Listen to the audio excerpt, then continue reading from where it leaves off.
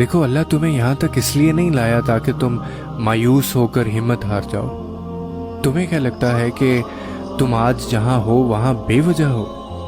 تم خود یہاں تک نہیں پہنچے ہو بلکہ تمہیں یہاں تک لایا گیا ہے۔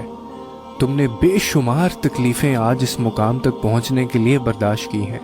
اتنا سفر طے کر لینے کے بعد آج جب منزل تمہارے سامنے کھڑی ہے تو تم کیوں ہار گئے ہو؟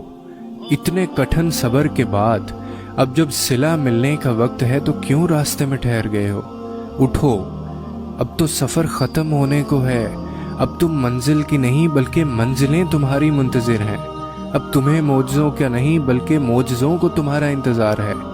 اب کن تمہاری ایک آخری دعا کا ارادہ باندھے ہوئے ہے کہ یہاں تم مانگو اور وہاں تمہیں منہ سے نکلی پہلی فریاد پر نواز دیا جائے۔ اب صبر کے زمانے گزر گئے ہیں، اب صلے ملنے کا وقت ہے۔ اب بات سسکنے کی نہیں رہی، اب قبولیت کا وقت ہے۔ اب مسافتیں ختم ہونے کو ہیں، اب آنسوؤں کے مسکراہٹوں میں بدلنے کا وقت ہے۔ کسی اور کا نہیں، اب یہ تمہارا وقت ہے۔ ہزاروں مایوس لوگوں میں سے اگر اس نے تمہیں دعا کی توفیق دی ہے تو پھر وہ کیسے تمہاری دعا کو رد کر سکتا ہے؟ جس نے دعا کا حکم دیا ہے اس نے قبولیت کا بھی تو وعدہ کر رکھا ہے۔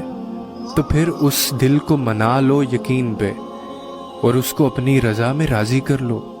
اگر اس نے راضی نہ ہونا ہوتا تو وہ تمہیں کبھی بھی منانے کا اشارہ نہ دیتا، اور وہ یقیناً تمہیں وہ سب دینے والا ہے جس کے لیے تم راتوں کو اٹھ اٹھ کر رویا کرتے تھے۔ کبھی کبھار بس